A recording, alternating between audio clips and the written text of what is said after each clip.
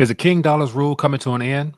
Jim Rickards, a well-known economist and author of the books The Death of Money and The New Case for Gold, says that the answer is yes. Let's talk about this.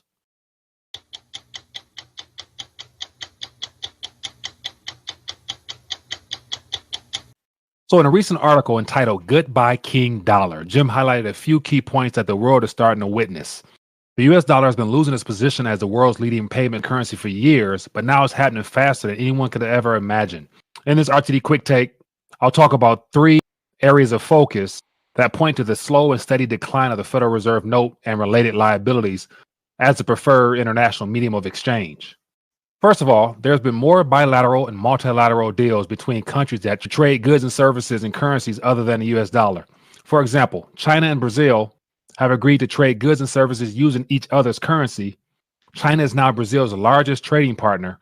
And to make it even worse, China buys a lot of oil and beef from Brazil, as well as a lot of soybeans. In exchange, Brazil buys goods made in China. And also, Dubai has a deal with China to take yuan for oil, and Saudi Arabia is talking with China about making a similar deal.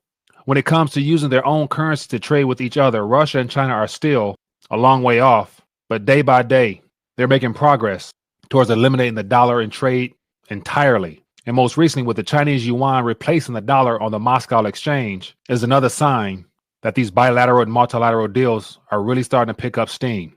And if that isn't bad enough, the second thing to pay attention to is even smaller countries like Kenya are joining the fight against the dollar. Just recently, the Kenyan government has said that oil importers will be able to pay for oil with shillings instead of dollars.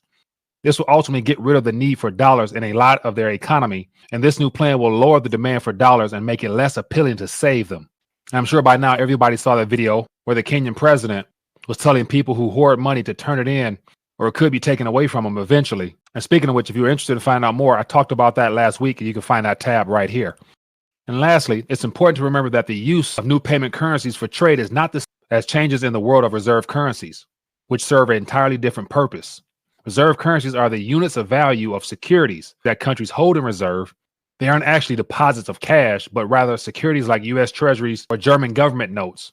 The only market in the world big enough to hold savings of major trading powers like China, Japan, and Saudi Arabia is the US Treasury market. To sum it all up, the growing movement to get rid of the dollar is a global sea change that will only get bigger in the years to come. This shouldn't be a surprise since the way the world's money works changes about every 40 years or so. It's clear that the King Dollar's reign is coming to an end, and the world is quickly moving towards a system with more than one currency. Now that the money order is changing, it's hard to say how desperate the people in charge will get if this is a real and natural shift in the international monetary system. As usual, you know what to do. Don't just do what people tell you. Remember that all the Federal Reserve notes, including U.S. gold and silver certificates, were sold to the American people in 1913 with the promise that they would be redeemed at any time. The goal was always to use paper because it's easy to use and convenient. So we shouldn't be surprised if governments all over the world return U.S. securities and stop using a currency that can be used as a weapon. And as citizens, it's our job to think about the risk and act accordingly. And as the Federal Reserve's role on the international stage decreases, the race to get out of USD will speed up. As I've always said, you don't want to be the last one holding the bag. So I'm curious to hear what you think about this. Leave your comments down below.